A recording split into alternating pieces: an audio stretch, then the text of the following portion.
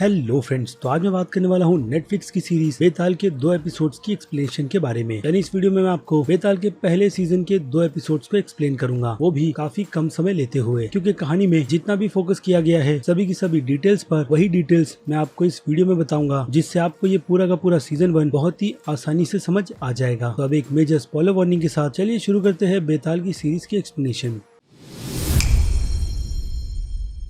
So friends, बेताल की कहानी का फोकस किया जाता है इंडिया के ही निंजा विलेज से, जहाँ पर लोग बेताल नाम के देव को पूजते हैं। और बेताल से कनेक्शन बनाने के लिए उस गांव में एक बूढ़ी औरत भी है, जो बेताल की स्टैचू को छूकर ये बता सकती है कि बेताल उन सभी को लेकर क्या सोचता है। और फिर ऐसे ही हमें एपिसोड के स्टार्ट में ये ग्लिम्स दिया जाता है कि बेताल और उसकी पूरी की पूरी फौज जल्द से जल्द आजाद होने वाली है, वो भी कुछ बेवकूफियों के चलते, जिन सभी को उसी गाँव के एक पहाड़ के टनल में बंद कर दिया गया है, वो भी कई साल पहले, जहाँ पर अब एक नेशनल हाईवे का प्रोजेक्ट निकला है, जिस प्रोजेक्ट की जिम्मेदारी सूर्या कंस्ट्रक्शन को दी गई है, जो अंडर आती है अजय मुंडलवा के। और अजय वहाँ पर अपनी फैमिली के साथ आया है, उसकी वाइफ शकुंतला और बेटी सानवी। बट बार बार गाँव वाले के चलते उसका ये काम टाइम के रहते पूरा नहीं हो पा रहा। और कुछ ही दिनों में सीएम इस टनल की उद्घाटन के लिए आने वाले हैं, जिसके बाद अजय त्यागी और उनकी स्क्वाड की मदद लेता है, यानी कि मिलिट्री, जिनका मिशन है उस टनल के आसपास रह रहे लोगों को हटाना, जो उस टनल को खोलने नहीं दे रहे। क्योंकि उनके अकॉर्डिंग अगर ये टनल खुली तो ये मुसीबत सिर्फ इस छोटे से गाँव में नहीं बल्कि पूरे के पूरे शहर में फैल जाएगी, जिसे बाद में रोकना बहुत ही ज्यादा मुश्किल है। बट आज की तारीख में लोग ऐसी अंधविश्वास चीजों पर बिल्कुल भी भरोसा नहीं करते, बट विलेजर्स अभी भी इन सभी चीजों को मानते हैं, जिसके चलते वो लोग टनल के बाहर बकरियों की बलि देते हैं और उसके खून को बेताल के स्टैचू को पिलाते हैं। और हाँ, उस बूढ़ी औरत को भी, जिसका कनेक्शन बेताल के साथ है। और गाँव वाले उस बूढ़ी औरत की बात भी सुनते हैं, जो इसी विलेज के काफी पुराने ब्रिटिश मिलिट्री बैरिक्स में रहती है। तो उसके बाद आ जाए त्यागी की पूरी बास स्क्वाड पर, तो स्क्वाड की पूरी कमांड सिरोही के हाथों में है, जिनके अंडर आलूवालिया, साद और हक जैसे लोग हैं, जिनमें से अगर बात करें साद की, तो साद कहीं ना कहीं सिरोही से जलता है, क्योंकि सिरोही आए दिन पेपर्स में आता रहता है, यानी कि उसके कारनामे। और दूसरी तरफ साद के भाई हक की बात करें तो उसने स्क्वाड को भी अभी ज्वाइन किया है, और वो एक हिसाब से सिरोही का बहुत बड़ा फैन है। लेकिन सिरोही को लेकर अगर न्यूज में आर्टिकल्स काफी अच्छे छपते हैं, तो वहीं सिरोही पर कुछ धब्बे भी लगे हुए हैं, जैसे कि बेगुनाहों को मारने का। वही जंगल के आदिवासी लोग, जिनमें से एक विजन सिरोही को बार बार आता है, जो कि एक बच्ची का है, जिसके माँ बाप जंगल में मारे गए थे, जो शायद एक हिसाब से नक्सली हो सकते हैं। और दूसरी तरफ बात करें तो सिरोही भी अपनी लीडर कमांडर त्यागी का फैन है, जो उन्हीं की तरह बनना चाहता है। और अब उसे अच्छा खासा ऑफर दिया गया है उसी निंजा विलेज के उस टनल को खाली करवाने का, जिसके बाद उसे उसकी कमांडर त्यागी की जगह मिल जाएगी, यानी कि काफी अच्छी खासी पोजीशन, जिसे सिरोही अपने लायक भी समझता है। जिसके बाद वो सभी निकल पड़ते हैं उस विलेज को खाली कराने के लिए, जिस मिशन को वो लोग विलेज में घुसते के साथ में ही काफी आसानी से खाली कर देते हैं। और हाँ, सिरोही को ये बताया गया था कि निंजा विलेज के आसपास नक्सलीज भी भरे पड़े हैं, जो इस अंधविश्वास को ऐसे ही बने रहने देना चाहते हैं, ताकि कभी भी ऐसा कोई भी एरिया डेवलप ना हो और जंगल को काटकर शहर को ना बनाया जाए। क्योंकि अगर हाईवे स्टार्ट होगा तो डेफिनेटली फ्यूचर में यहाँ पर सिटीज भी बनाई जाएगी। यानी इस मिशन में खतरा बहुत था, बट देखकर ऐसा नहीं लगता। जिसके बाद उस निंजा विलेज में रह रही एक औरत, जिसका नाम पुनिया है, वो अपने हस्बैंड के साथ मिलकर उसी बूढ़ी औरत के पास चली जाती है, ताकि वो कोई ना कोई जुगाड़ लगाकर उन लोगों को उस टनल को खोदने से रोक दे। जिसके बाद वो औरत बाकी बचे हुए विलेजेस के साथ मिलकर उस टनल के पास जाकर खड़ी हो जाती है, वो भी कुछ रिवॉल्वर्स के साथ, जिस वजह से स्कॉट का ध्यान उन लोगों की तरफ पड़ता है और वो लोग सिरोही के ऑर्डर के लिए रुके होते हैं, और सिरोही अपनी त्यागी मैम के ऑर्डर के लिए। जिसके बाद मुधलवन त्यागी का ऑर्डर देता है उन विलेजेस को शूट करने का, जिनके पास कोई ज्यादा पावरफुल हथियार नहीं थे। जिसके बाद पहले तो त्यागी मना करती है, बट बाद में मुधलवन के कहने पर वो सिरोही को ऑर्डर देती है, और सिरोही को कहीं न कहीं रुकने के लिए आलू भी मना करती है। बट सिरोही यहाँ पर हमें थोड़ा कंफ्यूज दिखाया जाता है, और जैसे ही बैकग्राउंड में एक एक्सप्लोजन होता है, तो वो सभी लोग सिरोही के कहने पर उस बूढ़ी औरत के साथ साथ बाकी सभी लोगों को मार देते हैं। बट इस बीच पुनिया और उसका हस्बैंड बच जाता है। और दूसरी तरफ मुधालवन की बेटी सानवी ये नोटिस करती है कि उसके पिता ने भानु को ऑर्डर दिया था, जिसके बाद भानु ने डेटोनेटर की मदद से उस एक्सप्लोजन को किया। यानी यहाँ पर जबरदस्ती बेगुनाहों को मार दिया गया है, वो भी सिर्फ और सिर्फ डेवलपमेंट के चलते। और दूसरी तरफ आ जाए मुधालवन पर, तो मुधालवन एक बहुत ही ज्यादा ग्रीडी शख्स है, जो अपनी वाइफ से लेकर बच्ची तक पर ज्यादा ध्यान नहीं देता, क्योंकि उसे बेटी नहीं बल्कि बेटा चाहिए था। और ये बात सानवी को भी अच्छी तरीके से पता है कि उसके पिता अपनी बेटी को लेकर क्या सोचते हैं। तो अब इस मिशन को अंजाम देते देते रात हो गई है, लेकिन फिर भी मुधालवन उस टनल का उद्घाटन किए बिना नहीं जाएगा, और उन लोगों ने उस टनल को पूरी तरीके से खोल दिया है। और दूसरी तरफ पुनिया और उसके हस्बैंड को भी पकड़ लिया गया है, और उन्हें एनकाउंटर के लिए एक दूसरी जगह पर ले जाया जा रहा है। बट इसी बीच प्रॉब्लम शुरू होती है तब, जब टनल में गए हुए मजदूर अंदर से कोई भी रिस्पॉन्स नहीं करते, जिसकी कुछ देर बाद अंदर से एक मजदूर अपने हाथों में अपनी हथेलियां पकड़कर बाहर आता है और उन्हीं के सामने अपना दम तोड़ देता है। जिसके बाद बात स्क्वाड के लोग जल्दी हरकत में आते हैं, और पुनिया और उसके हस्बैंड को वहाँ पर मारा नहीं जाता, क्योंकि उनसे भी बड़ी मुसीबत फिलहाल सात उस टनल के अंदर है, जहाँ पर सात को ये लगता है कि नक्सली उस टनल के अंदर छुपे बैठे हैं। जिसके बाद स्क्वाड के सभी मेंबर्स अंदर जाने के लिए प्रिपेयर करते हैं, बट इसी बीच त्यागी सुरोही को कमांड ना देते हुए आलू को कमांड दे देती है, क्योंकि कहीं न कहीं सुरोही ने त्यागी के कमांड को नहीं माना था और वो थोड़ा डिस्टर्ब था। और कुछ देर बाद उन्हें अंदर से कुछ फायरिंग्स की आवाजें आती है और कैमरे के विजन्स भी क्लियर दिखाई नहीं देते। जिसके बाद सुरोही ये डिसाइड कर लेता है कि वो अंदर जाकर त्यागी मैम को बाहर लाएगा, जहाँ जाने के लिए कोई भी रेडी नहीं होता। जिसके बाद हक सीधे आगे आकर सुरोही के साथ जाने की जिद करता है और वो दोनों मिलकर टनल के अंदर चले जाते हैं, जहाँ पर कुछ देर चलकर जाने के बाद ही सुरोही को त्यागी मिल जाती है, जिसकी हालत फिलहाल तो बहुत ज्यादा बुरी है, क्योंकि पहले जैसी वो दिख रही थी अब वो बिल्कुल वैसी है नहीं और एक तरीके से वो छत की ही तरफ देख रही है। जिसके बाद वो सुरोही और हक को भी छत की तरफ देखने के लिए कहती है, जिनमें से सुरोही छत पर देखकर ये बात समझ जाता है कि टनल में कुछ ना कुछ गड़बड़ जरूर है, क्योंकि हमें छत पर ईस्ट इंडिया कंपनी के कुछ लोग दिखाए जाते हैं जो दिखने में इंसान तो बिल्कुल भी नहीं लग रहे। जिसके बाद सुरोही हक के साथ मिलकर उस सिचुएशन से एस्केप करता है, जिस दौरान हक के लेग पर उन शैतानों में से कोई एक काट लेता है, लेकिन फिर भी हक किसी न किसी तरीके से उस सिचुएशन से निकल आता है सुरोही और त्यागी के साथ। और इसके अलावा टनल में से दो स्क्वाड के मेंबर्स भी बाहर आते हैं काफी अधमरी हालत में, और यहाँ पर टनल के अंदर से गोलियां चलना शुरू हो जाती है। जिसके बाद वो सभी लोग सीधे एग्जिट पॉइंट पर भागते हैं, यानी कि उन कार्स की तरफ जिसमें बैठ के वो लोग इस विलेज में आए थे, बट अनफॉर्चुनेटली उस कार को आग लगा दी जाती है और बड़ी वैन को भी। और अब उन लोगों के पास दूसरा और कोई ऑप्शन नहीं यहाँ से सीधे उस ब्रिटिश मिलिट्री बेस में जाने के अलावा, जो जंगल के बीचों बीच है। बट कहीं ना कहीं सुरोही का ये प्लान तात को बिल्कुल भी पसंद नहीं आ रहा, बट फिर भी वो लोग हिम्मत कर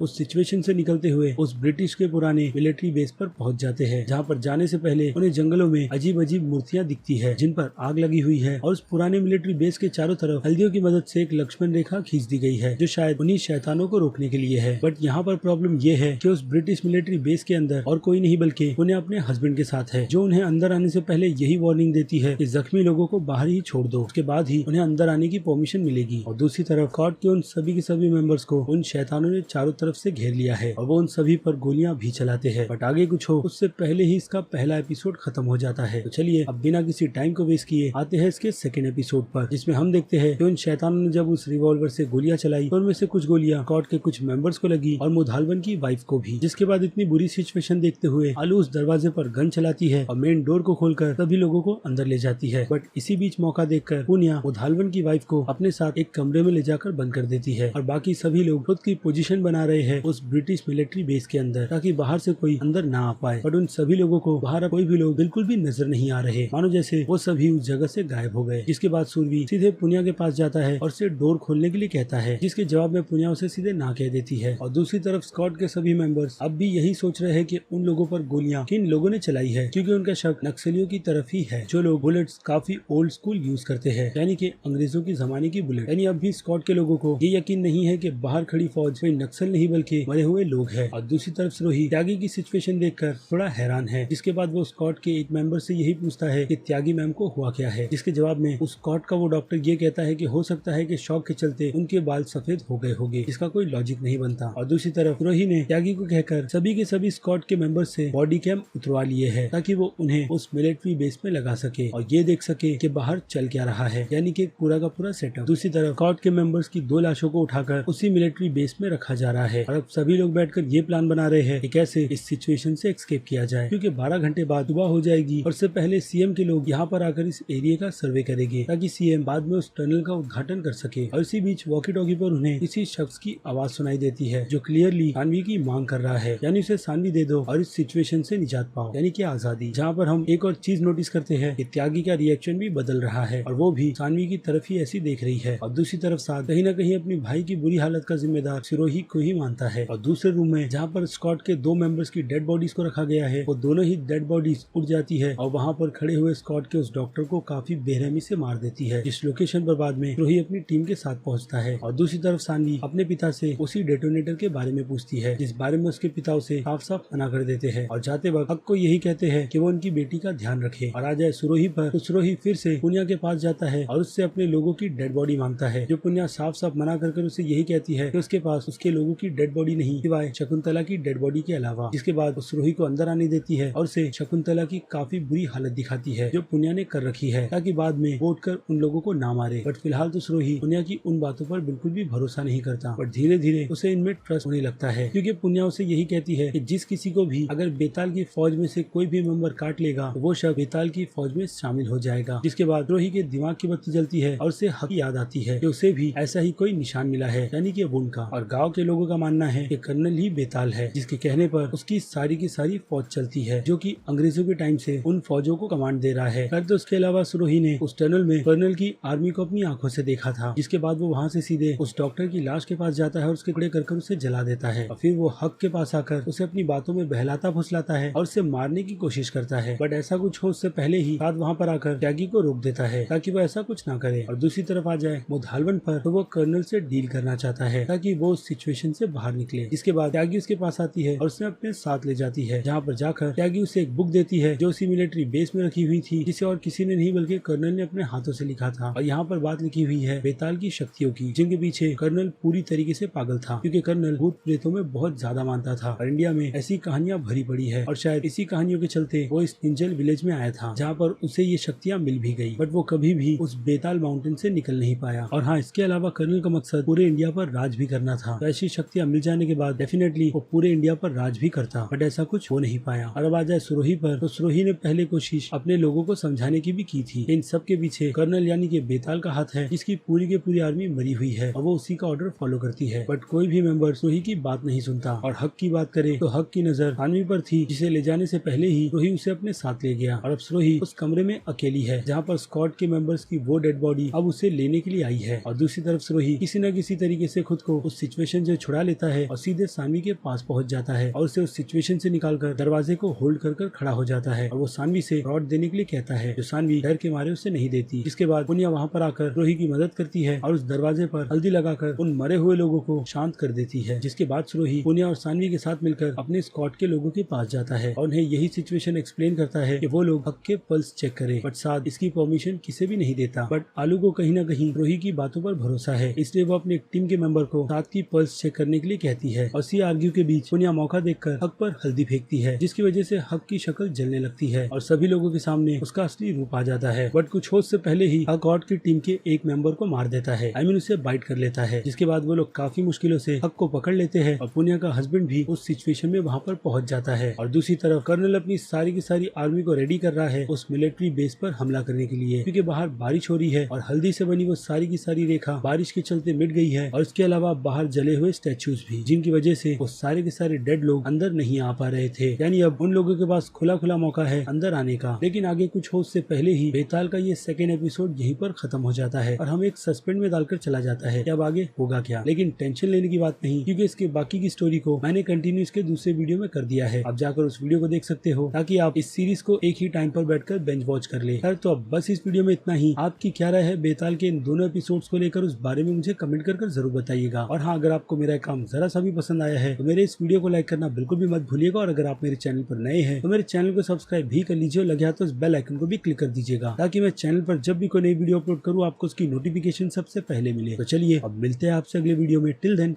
बाय।